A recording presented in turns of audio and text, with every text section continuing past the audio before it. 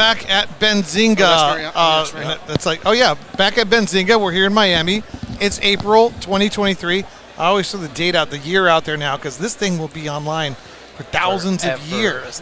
And I always think it's good to write things down. It's good to record things. Yeah. Imagine if the boys and the apostles, did things in a timely manner and didn't wait 30, 40, 50. I'm just saying. Yeah.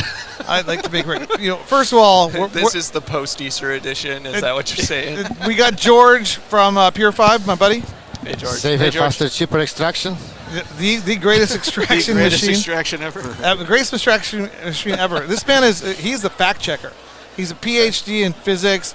He's a scientist. His knowledge of the cannabis plant, the cannabis from the technology, scientific standpoint, far exceeds mine. I think I've known George for probably 5 to 7 years, easy. Yeah, we met at different trade shows. Yeah. So, like, when people out, like you, obviously, you're genetics master and stuff. So when it starts to get confusing for my small mind, I look to him. Yeah. And so he jumps in and says, this is what's going on, okay? Okay, but first of all, I got some old friends here from the cannabis industry. And Tim, did you have your freedom? I do have it, but I didn't put it on. Oh, Tim got one last night. I was honored to get one. But I have not given Chris Day his Freedom dog tag. Thank you very much.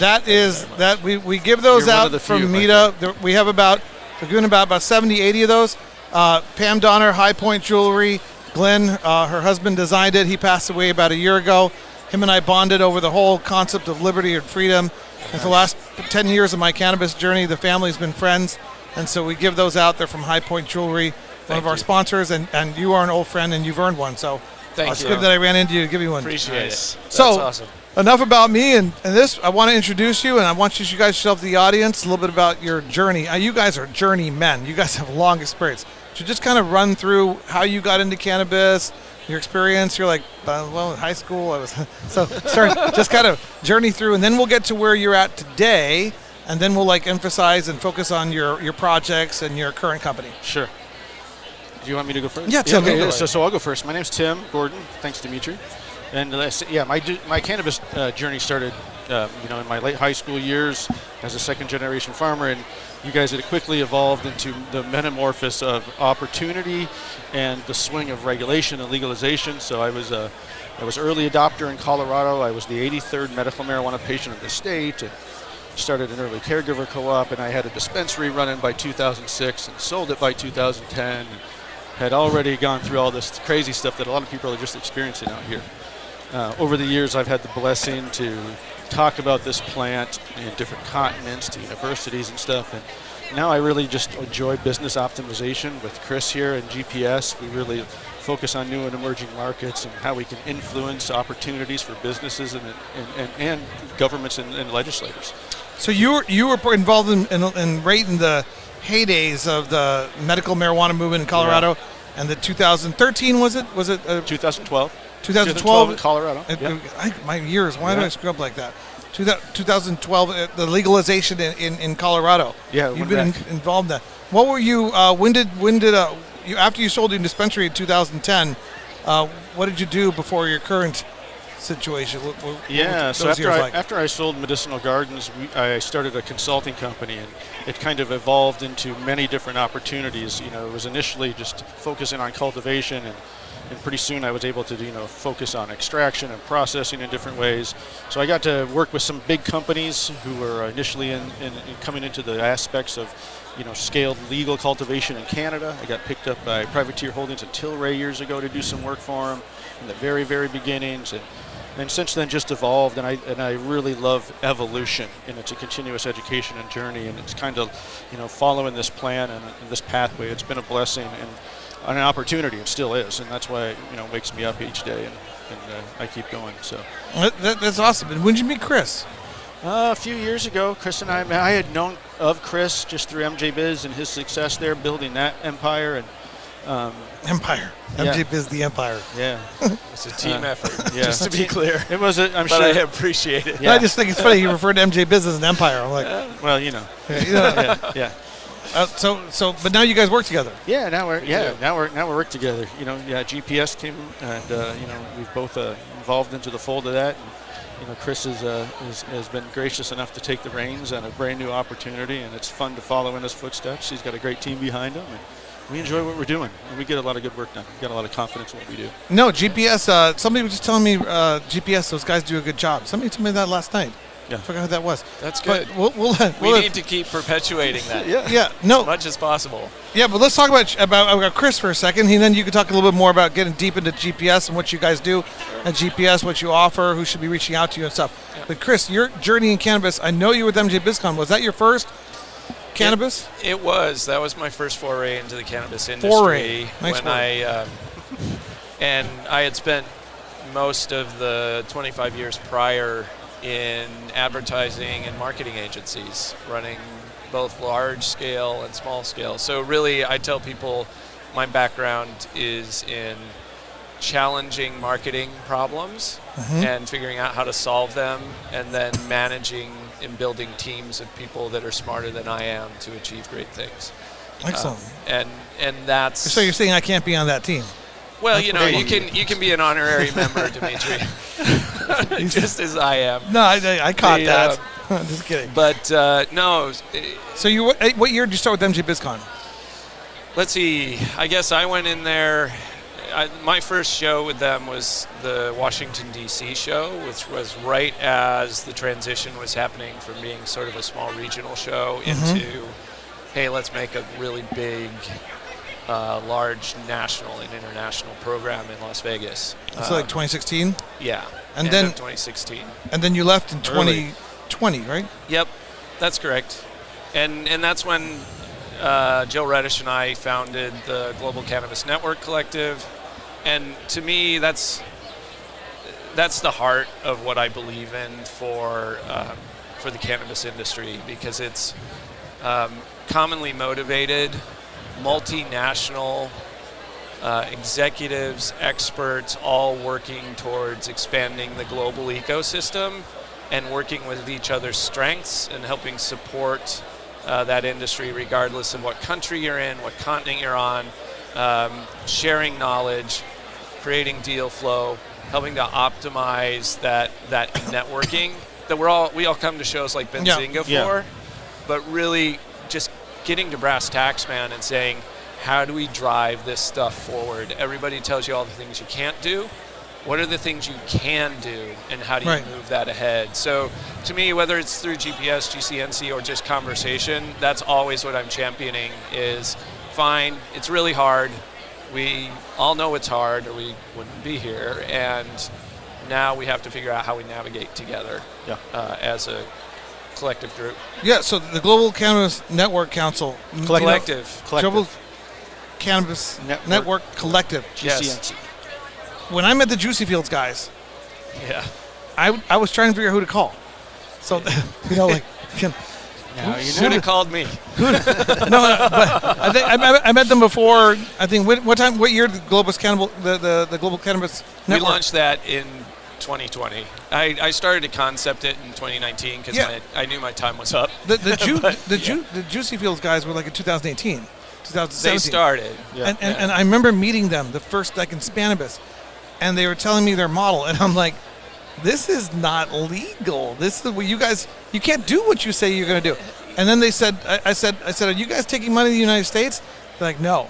They're specifically staying out of the United States to avoid being prosecuted for financial crimes and that kind of stuff. And I was like, who's tracking this, guys? I think, look, on the internet, taking Juicy Fields it's a tragedy, frankly, because it sets the industry so far back overall. It's a shame. But I think separating from that conversation specifically, because it is so tragic for so many people, I think the lesson to be taken from that is no matter what industry you're in, and especially in cannabis, if it sounds too good to be true, and it's being sold as the easy pathway, it's too run. good to be true. Right, and you know, your network is like a natural extension of what META does in the state of Arizona, and we want to do it in the United States as well.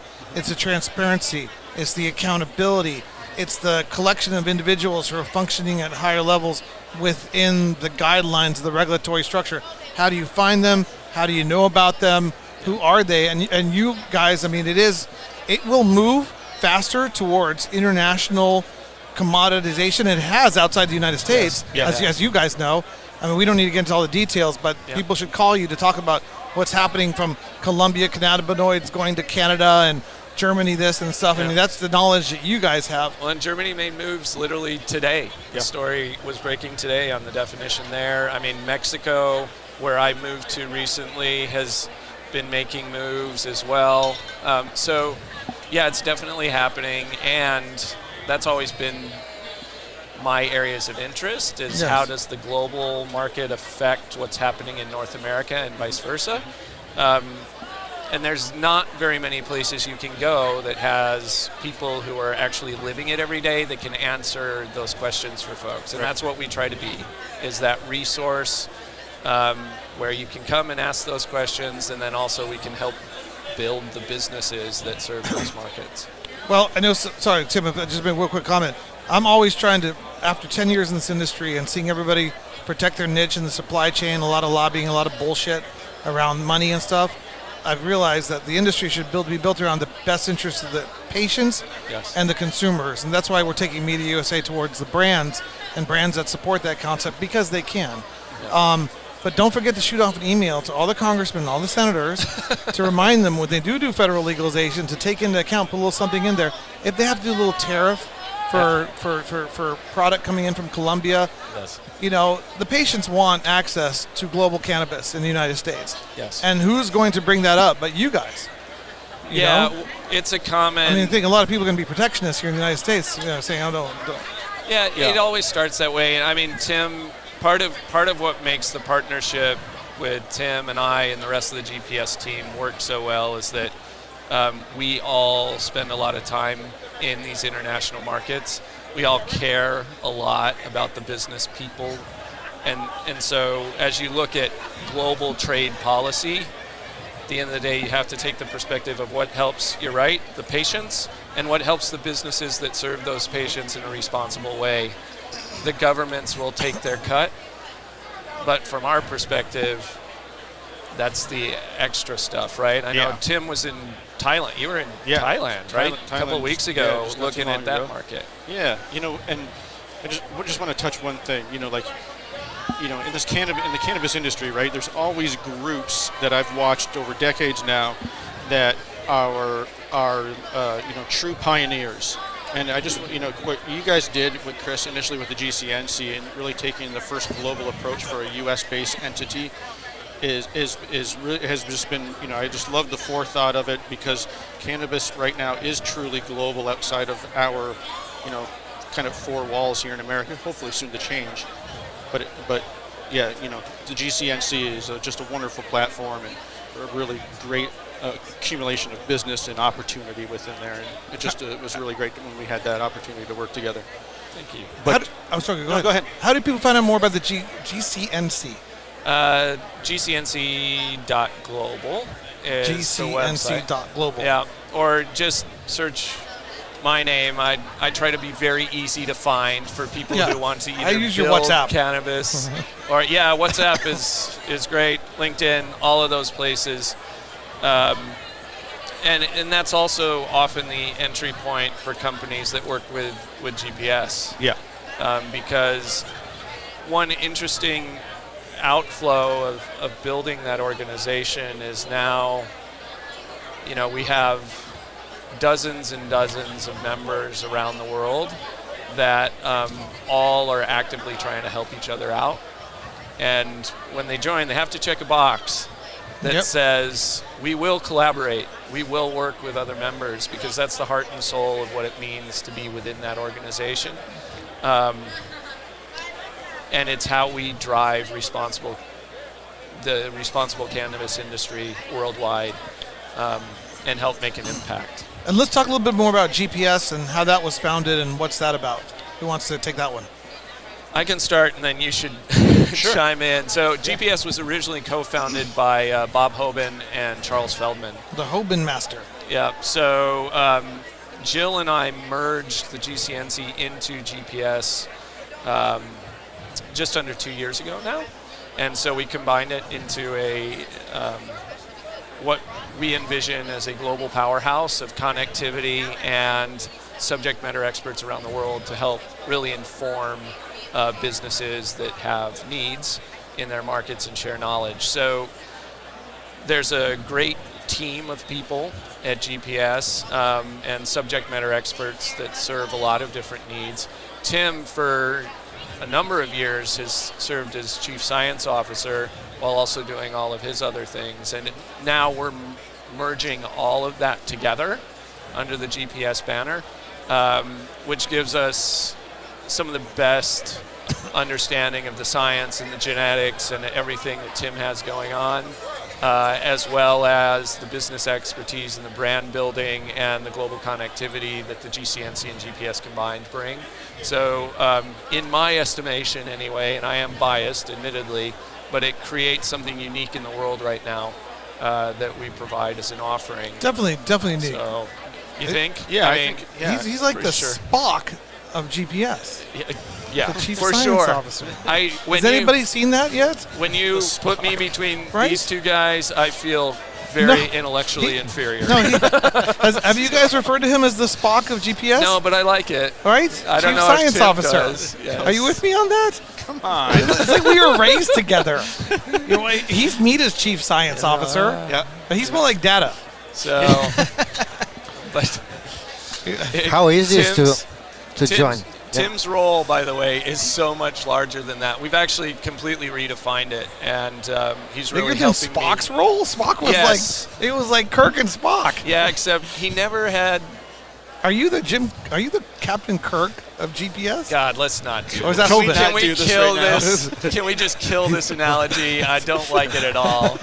We're great partners, and I love it. I'll be the Lieutenant great O'Hare. partners, and that's what I love. Yeah. So you were saying, you were going to say. Oh, I just, GPS definitely is unique right now in the ever-evolving cannabis space between the team of professionals that has a reputation of success and strength and community building, to understanding the scope of the industry out beyond our doors. And really, I love to say, we keep our finger on the pulse, but we also have a clear crystal ball of relatively what's to come.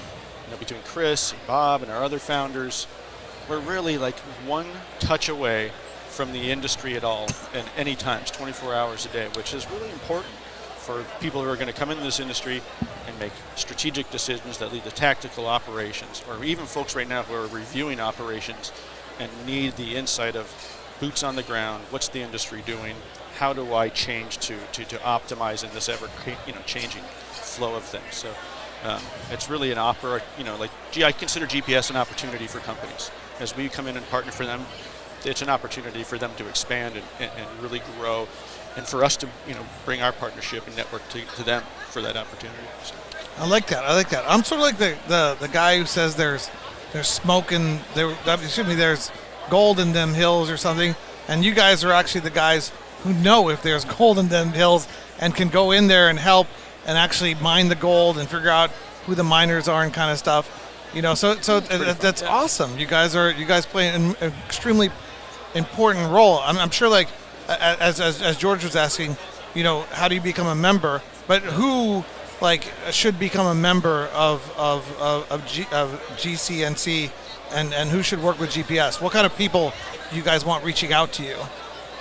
We want to help build companies and support cannabis industry professionals who are trying to, in whatever region of the world they're in, are trying to build a responsible, profitable, and impactful cannabis industry, right? And at whatever stage you're in, whether it's, hey, we've got to change the way in which our government thinks about this, we can help with that, to identifying the genetics and the way in which you're going to cultivate, and identifying what is the market entry opportunity and how do you operate legally and within a framework that makes sense. Those types of companies, depending on where they're at, make sense for GCNC and GPS. You talk to us and we can tell you the best pathway and the best entry point to hit that. So that's what I'd say. Any unusual stories, like countries that you're like, I can't believe this happened in this place in this way? Is there anything like that struck you? I mean, the whole. Yes, but you have to take me off a recorded Yeah, I was gonna microphone, and I'll buy tell a you some beer, cool and stuff. we'll do that. But yeah, some things are meant to be recorded, some aren't. Okay, well, I can probably guess where that goes, but that's cool. I mean, and every jurisdiction is developing a little differently. They're replicating a lot of things. Yes. Personally, I'm not a fan of licensing caps. I think that's a little. I've seen you post about that. You know, I'm just. Free market opportunity. I had 4,000 social equity applicants that were educated under a program that we did in Arizona, and they did Zoom meetings and stuff. And these are people that are willing to get out of bed to learn more about the cannabis industry. They had their different hardships and stuff that they're eligible. 1,200 of them paid $5,000 to the state to try to get a license, and the state ended up giving 26 licenses. Yeah. And those 26 that won the licenses were happy, but what I saw was thousands of my fellow men who were willing to engage and try to make an effort to improve themselves and to get involved in the cannabis space be left behind by government structures, not by their own desire. And to me, that kind of that and many other things, solidified my belief in that licensing caps are just a natural abomination, but a necessary thing for some reasons. A large part of my job is studying cultures.